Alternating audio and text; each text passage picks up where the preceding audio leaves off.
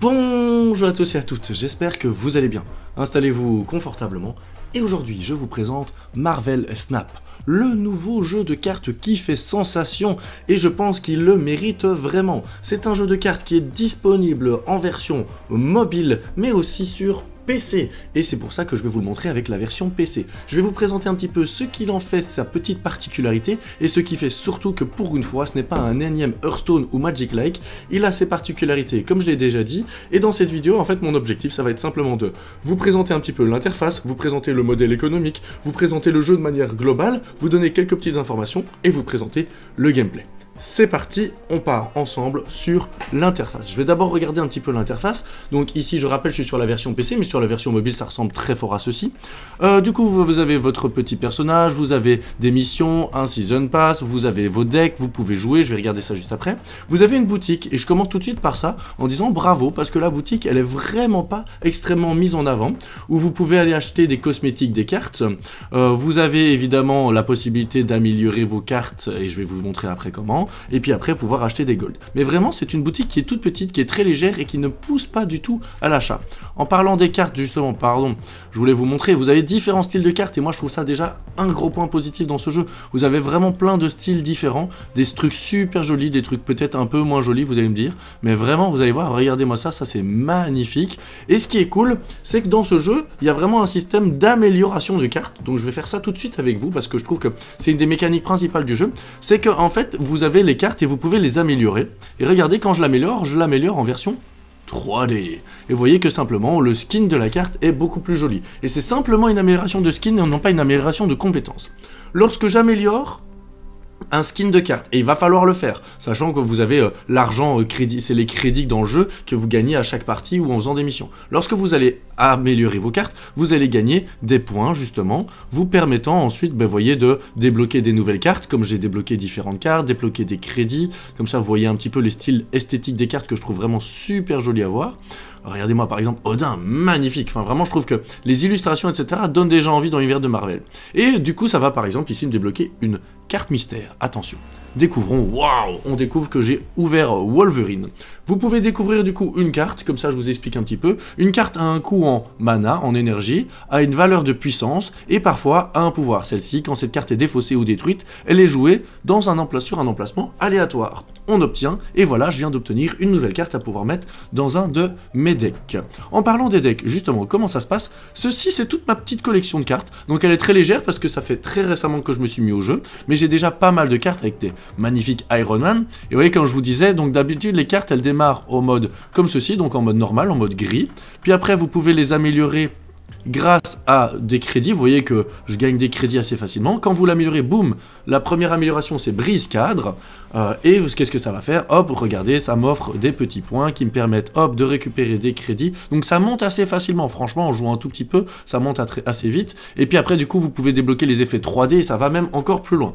Ensuite, comment ça se passe un deck? Un deck, c'est, du coup, 1, 2, 3, 4, 5, 6, oui, 12 cartes, c'est bien ce qui me semblait. C'est 12 cartes. Et du coup, donc, par exemple, vous avez créé un deck avec Ant-Man, vous l'ajoutez au deck, Hawkeye, vous ajoutez vos cartes au deck, vous retirez vos cartes au deck, en respectant une certaine courbe de mana. Vous allez voir que c'est quand même important de respecter cette courbe de mana, mais vous pouvez rajouter différentes cartes en fonction de leur pouvoir, en fonction des synergies qu'elles ont entre elles, et vous terminez avec votre deck.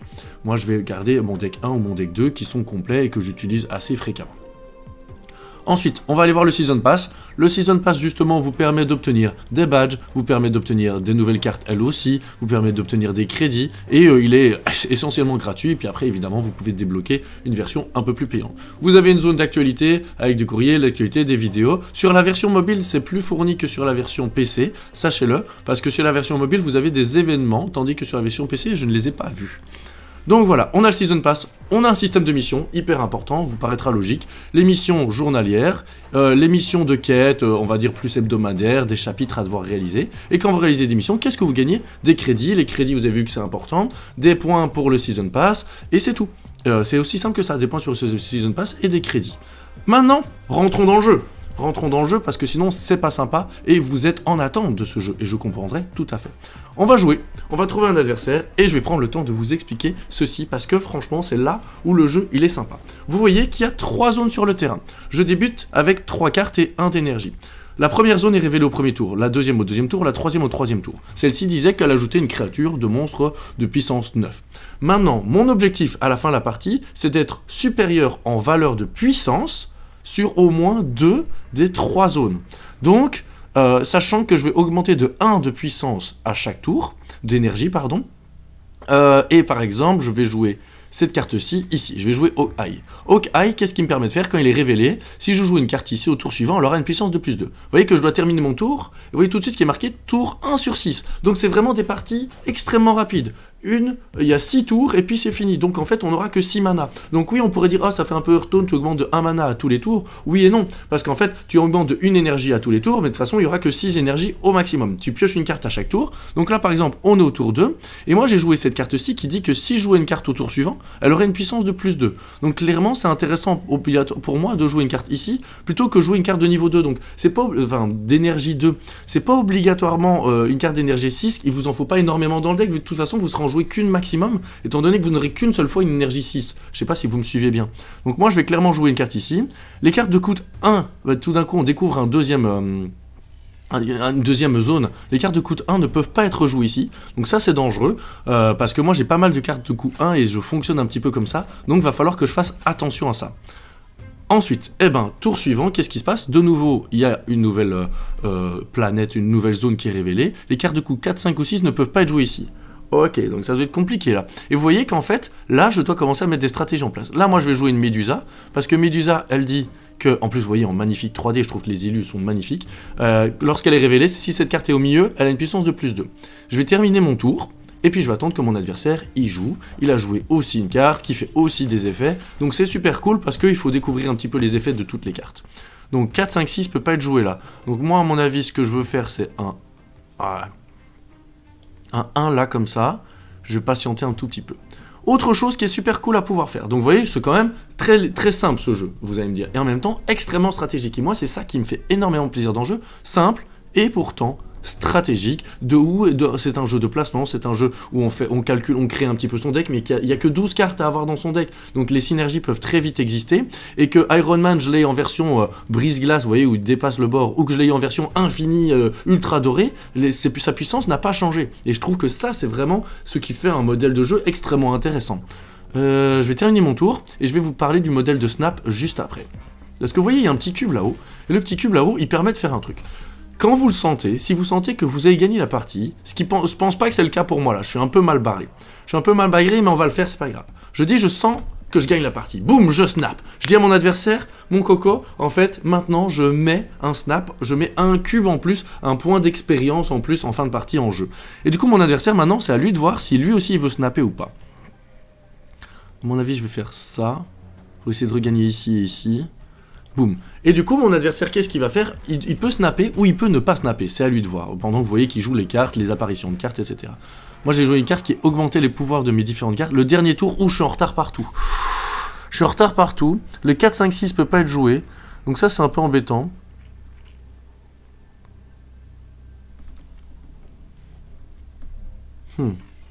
Et en fait, là, mon objectif, c'est d'essayer de gagner. Sachant que j'ai que 4 emplacements maximum. Les 4, 5, 6 peut pas être joué. Donc soit je joue lui, je double ici et je gagne quasi d'office. Soit j'essaye de jouer sur les deux endroits. Vous voyez, Iron Man, en fait, il fait qu'il double le pouvoir. Soit ça, c'est pas mal parce que ça ajoute un tigre 7 sur un autre emplacement. Donc là, c'est quasi sûr que je gagne. Et là, pas sûr, ça dépend de ce qu'il joue. Ok, je pense que ça, c'est pas mal. On va tenter ça. On va tenter ça. On tente ça, tant pis si je perds. Mais en tout cas, si je gagne, qu'est-ce qui va se passer? Vous voyez le cube là-haut, il fait que je vais passer non pas à 2 cubes à gagner, mais 4 à pouvoir gagner. Là, je joue un 7 là, lui il a doublé ici, donc j'ai vraiment bien fait de me dire que j'allais jouer sur les deux zones là. Et vous voyez, une zone ici gagnée, c'est une victoire. Et voilà, vous avez découvert le jeu. Ce que je dois vous dire absolument sur ce jeu, parce que c'est hyper important, c'est qu'il y a énormément de cartes, il y en a 193 dans mes souvenirs, et ils ne vont pas en rajouter énormément. Après, en fait, ils ont décidé de faire un système, apparemment, où ça va être une carte toutes les semaines qui est rajoutée légèrement pour faire un peu un thème autour et un événement autour de la carte. Mais ce qui est super cool, c'est que les mondes ici que vous voyez, les mondes ici, l'île aux montagnes, le club Hellfire, il y en a aussi presque une centaine. Et donc en fait, à chaque partie, les mondes sont différents. Et à chaque partie, vous devez vous réadapter en fonction des mondes qui sont présents. Et du coup, coup, vos stratégies de deck doivent s'adapter un petit peu à ce que les mondes vous proposent, et en plus à ce que l'adversaire y fait. Vous voyez que là, j'ai gagné 4 de récompense, on va cliquer sur la récompense, victoire. J'ai gagné 4 cubes, et quand je passe de niveau en niveau, bah, ça me permet de... Ça, c'est le classement, on va dire. Suivant. Et ce que je vous propose, eh ben, c'est de refaire une deuxième partie. Vous voyez que j'ai avancé dans mes missions, on va aller voir. Regardez, je devais jouer des cartes de coup 1. Hop, j'ai gagné une mission, ça me fait gagner des crédits, ça me fait avancer dans le Season Pass, et on est reparti pour un tour. Vous voyez qu'actuellement, il y a un emplacement qui est mis à l'honneur, c'est celui-ci. 2 fois plus de chances que cet événement... Pardon, que ce... Wow. Alors on va tourner comme ça. 2 fois plus de chances qu'il apparaisse. Quand vous jouez une carte ici, sa puissance est doublée. Et vous voyez que là, par exemple, je peux choisir, bah tiens, avec quel deck je joue. Je vais jouer avec le deck numéro 1. Je vais relancer une deuxième partie pour vous montrer et on clôturera tout doucement la vidéo. Parce que, ben voilà, vous avez tout le jeu. Vous créez un deck, vous forgez un petit peu votre manière, vos synergies. Il y a des nouveaux plans qui apparaissent à chaque tour, enfin des nouveaux mondes. Vous pouvez, le système de snap est vraiment super sympa. Ça dure 6 tours, c'est extrêmement rapide. Là, je vous parle, donc ça peut paraître un petit peu plus long. Et il y a un petit système un peu sympa. D'ailleurs, vous pouvez voir un peu le joueur, ce qu'il a dans sa main, le rendre muet, etc. Mais surtout, vous voyez, je peux même faire « Hey hey !» Je peux envoyer des petites émoticônes, je peux dire des saluts, et surtout, vous voyez que je suis en surbrillance ici. Ça veut dire que c'est mes cartes qui vont être révélées en premier. Parfois, ça peut avoir un impact. Je vais jouer Quicksilver ici. Quicksilver, je l'aime bien, parce qu'il dit que, en gros, il apparaît automatiquement dans ma main départ. Et ça, c'est important pour moi pour être sûr d'avoir un T1. Quand vous jouez une carte ici, sa puissance est doublée. Ok. Donc là, clairement, c'est ultra intéressant pour moi de jouer Medusa, qui combote bien avec le milieu. Pourquoi? Parce que si elle est jouée au milieu, elle a une puissance du +2, et en plus, quand elle est jouée ici, elle est doublée sa puissance, donc c'est vraiment parfait. Là, il faut que je fasse attention, le plan de rêve est annoncé comme quoi on va échanger notre main au début du dernier tour, donc il faut faire attention à ça. Vous voyez que ma puissance a été extrêmement doublée, et là, je découvre un nouveau personnage. Si votre adversaire a joué une carte ici pendant ce tour, puissance +2, donc j'ai bien fait de pas jouer là. Et après chaque tour, -1, puissance aux cartes posées ici. Donc là, en gros, je dois essayer de jouer dans les derniers tours. J'ai 3, donc j'adore faire Ant-Man into lui. Comme ça, en fait, je vais vraiment valider ici. Parce que Ant-Man, il gagne des points supplémentaires, en 3D. Hein. Il gagne des points supplémentaires s'il y a 4 cartes qui sont présentes ici. Et Sentinelle, en plus, me fait regagner une Sentinelle. Donc vous voyez, c'est ma petite synergie à moi. C'est pas le meilleur deck du monde, j'en ai bien conscience. Mais je voulais le jouer comme ça. Là, je me sens pas trop mal. Je suis à 4. À mon avis, ce que je vais faire, c'est pas jouer encore là-dessus. Un Hawkeye Punisher. Vous voyez, Punisher qui apparaît. Enfin, vous voyez, je trouve que les cartes sont super belles. Elles donnent vraiment envie de les observer, de les jouer, de les augmenter encore dans des niveaux supérieurs. Et je sais pas ce que ça fait ça. Waouh, je peux la trouver super belle. C'est marrant parce que je découvre des trucs en même temps. Terminer le tour. Et à mon avis, je vais snapper. À mon avis, au prochain tour, en fonction de ce qu'il fait là, je vais snapper pour essayer de gagner. Et je pense que je vais faire des lives de temps en temps sur ce jeu, je vais vous faire peut-être des vidéos et tout, parce que je l'apprécie énormément. Alors là, c'est quoi? C'est Hulk, il s'est lié à ce personnage-là. Punisher, il dit que je gagne des points en fonction du nombre de créatures jouées en face de moi. Au début du tour 6, on va échanger notre main avec celle de l'adversaire. Donc clairement, je vais jouer un lui, qui va doubler notre puissance ici. Je snap. Parce qu'à mon avis, je vais gagner. Là, en façon au milieu, j'ai gagné. Et en fait, moi, je dois juste aller jouer une carte ici. J'espère que dans sa main, il a une carte forte. Parce que là, nos mains sont échangées. J'espère que dans sa carte, il y a une carte qui est forte. Mais donc voilà, c'est ça le jeu. Et je trouve que vraiment, c'est cool. Je trouve qu'il est vraiment hyper intéressant, hyper stratégique, hyper pertinent. Et franchement, moi, je m'éclate sur ce jeu. C'est un petit jeu peut-être de toilette, c'est un petit jeu side game. C'est peut-être pas le jeu dans lequel vous avez passé le plus d'heures possible. Mais les parties sont tellement rapides que c'est ça qui est super chouette. Les parties sont rapides, on s'amuse bien, il y a des missions. C'est pas du tout obligatoire de mettre de l'argent dans ce jeu. Et moi, c'est ça qui est hyper important pour moi. Ne pas devoir mettre énormément d'argent dans ce jeu. Et ben là, c'est parfait. 4, 5, 6. Et là, je pense qu'on est pas mal. Pour terminer, je l'ai snappé, on va terminer le tour. Je vous ferai un petit résumé de ce que je trouve d'intéressant dans ce jeu. Je vais vous mettre pas un petit bémol, mais un petit questionnement à vous, parce que vous jouez peut-être à ce jeu depuis plus longtemps que moi, vous êtes beaucoup plus évolué que moi. Et puis, bon, on clôturera la vidéo tout doucement. Et voilà, je pense que là, je suis pas mal, ça me fait un peu peur, j'ai pas encore vu la révélation de ces autres cartes, mais 18, 23, 7, je suis pas trop mal. On va augmenter chez lui à 20, 22, 24, mais heureusement, je gagne les deux autres endroits. Heureusement, je gagne aux deux autres endroits, hein. L'air de rien, victoire. Je laissais un peu la musique. Ok, donc je passe niveau 11. Ah, et voyez que, par exemple, là, j'ai gagné de quoi la faire évoluer. Clic pour l'évoluer. Vous voyez que ça me coûte 100 ou 10 parce qu'elle va passer au niveau rare. Parce qu'elle est déjà brise-glace, donc elle va passer au niveau 3D. Waouh. Franchement, c'est super joli. Et du coup, quand je passe au niveau 3D, qu'est-ce qui se passe? Je gagne des petits points ici, ce qui me permet d'atteindre le niveau carte mystère. Boum, je viens de débloquer une nouvelle carte mystère que je peux mettre dans mon deck, qui est peut-être sympa ou peut-être pas sympa. Vous avez compris un petit peu le système du jeu, et c'était ça qui était important pour moi, c'était de revoir avec vous le système du jeu. On a débloqué des missions. Donc ce que je trouve cool, système de mission, très sympa. Vous voyez que hop, on peut gagner des matchs, on augmente dans le Season Pass. Vous voyez que ça va très vite, j'ai fait quoi? 2 parties, j'ai vraiment énormément avancé. Qu'est-ce que j'ai gagné? Boum, je gagne de l'or. L'or me permet de relancer des missions. L'or, c'est l'argent dans le jeu qu'on pourrait mettre. Mais moi, je ne mettrai pas, à mon avis, d'argent dans le jeu. Mais avec l'or, je pourrais bientôt peut-être acheter des variantes de cartes. Mais je pourrais acheter des crédits supplémentaires. Mais surtout, ce que je conseille aux gens de faire, c'est là... C'est dans vos missions. Quand vous avez fini vos missions, vous pouvez, pour 120, en récupérer des nouvelles. Et donc, l'air de rien, comme les nouvelles vous offrent des crédits et du Battle Pass, c'est plutôt intéressant de l'utiliser là-dedans, votre or. Donc, ce que j'aime dans le jeu, c'est un jeu avec un deck de seulement 12 cartes. Vous allez piocher quasi toutes vos cartes. Il n'en reste que 2 dans votre deck en fin de partie. Vu que vous jouez 6 tours, vous avez 3 cartes au départ, 6, 7, 8, 9, 10 qui est pioché à chaque tour, donc il en restera 2 dans votre deck. Vous avez plein de cartes, je trouve que les cartes sont super belles, c'est avec des variantes. Vous avez un système de skin de cartes. Et moi je trouve que ça c'est vraiment super cool, le système de skin de cartes, comme ça, toutes les cartes peuvent être puissantes, c'est pas grave du tout, vous les obtenez assez facilement, vous devez créer une synergie dans votre deck, donc ça je trouve ça super cool. Le principe du jeu avec justement les zones qui changent à chaque partie, et être le supérieur dans des zones, ça rénove pas, je sais pas si ça se dit, mais bref, vous avez compris, c'est pas une nouvelle réinvention, il n'y a pas aucun jeu de cartes qui a fait ça, mais ça fait du bien dans un jeu comme ça, de découvrir ça, plutôt qu'encore une fois, un jeu d'affrontement. Là c'est un jeu de conquête de territoire, c'est un jeu de majorité, c'est un jeu de puissance, et c'est un jeu du coup qui est stratégique. Les élus sont super belles, bref, je pense que vous avez compris, j'aime énormément ce jeu. Petit questionnement pour vous, et je mets le petit point d'attention, je trouve que le magasin n'est pas du tout nécessaire, donc ça c'est cool pour l'instant, je trouve que clairement, j'ai pas l'impression que c'est nécessaire. Par contre, ce qui me fait peut-être un petit peu peur, c'est le système de pool. Pourquoi? Je vais essayer de vous expliquer ça un tout petit peu. J'ai pas encore tout découvert, donc attention, je peux me tromper. Et donc c'est à vous de me dire si vous savez un petit peu ce qui nous attend. Mais donc moi j'ai l'impression que par exemple là, j'ai un petit deck qui gagne vraiment pas mal, où je m'amuse franchement bien, qui combote plutôt pas mal, et donc je pourrais faire ma vie un petit peu avec lui. Mais parce que actuellement je sais pas où on peut voir ça. Non, c'est pas là. Je suis dans un pool de jeux. Bon, là, c'était les personnages. Ah oui, c'était là. Je suis en version, je suis pas très loin, vous voyez, je suis en acier.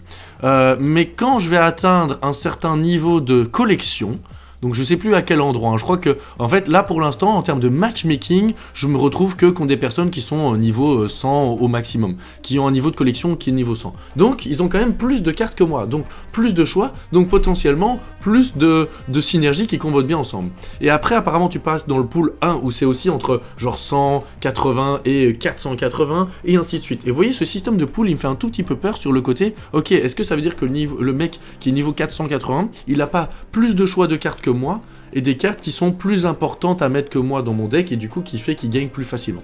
Ça c'est une question que je me pose, je ne suis pas encore confronté à cette situation où j'ai rencontré des joueurs qui avaient des cartes que je n'avais pas encore, et je n'ai pas ressenti le fait que, waouh, en fait la carte elle est beaucoup trop puissante, il me la faut absolument. Néanmoins je voulais mettre le petit point d'attention en mode, on sait jamais, dites-moi dans les commentaires si vous êtes au courant un petit peu de comment ça fonctionne et comment ça se passe.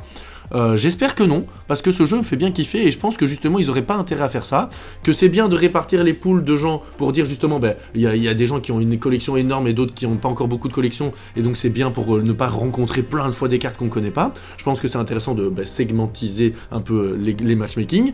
Néanmoins, j'ai cette petite frayeur de à quel point il n'y a pas des cartes ultra importantes à avoir, et que si tu les as pas, t'es un peu difficile à monter dans le classement. J'adore le système de snap, de pari, c'est-à-dire que du coup, tu peux snapper parce que tu sens que tu vas gagner. Tu peux aussi battre en retraite et du coup ne pas perdre beaucoup de points, parce que si ton adversaire snap parce que lui voit qu'il va gagner, toi tu peux battre en retraite au lieu de accepter que le snap passe, et donc du coup tu perds moins parce que tu as un tour pour entre guillemets accepter le snap que passe. C'est soit tu abandonnes parce que tu sens qu'il va gagner, soit tu continues, mais du coup il y a moyen de bluffer un petit peu. Et en fait il y a plein de petites stratégies dans ce jeu qui font qu'il est vraiment génialissime. Voilà. Sur ces belles paroles, j'espère que vous avez apprécié ce jeu. Dites-moi dans les commentaires si vous y jouez. N'hésitez pas à me rajouter, je sais pas s'il y a un système d'amis. N'hésitez pas à venir jouer avec moi, venir parler de ce jeu en commentaire. Bisous, bye bye.